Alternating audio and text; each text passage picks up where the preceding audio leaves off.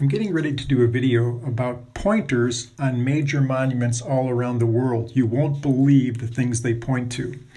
Well, my friend Matt Simpson, who owns the YouTube channel Ancient Architects, which has 250,000 subscribers, recently found these pointers on the Sphinx which point directly to the two Great Pyramids. That reminded me of a block on the north side of the Great Pyramid that I had found that seemed so out of place. It was pointing in a different direction, and I thought, what is this? And so I took some measurements on this angled block on the north side of the Great Pyramid and followed to where it was pointing. And I couldn't believe it when I actually plotted it out that that curved block, that angled block I should say, points directly to the head of the Sphinx.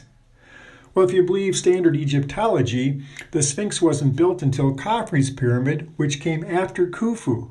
And this block seemed to have been laid by Khufu. How could he have known that the Sphinx was coming?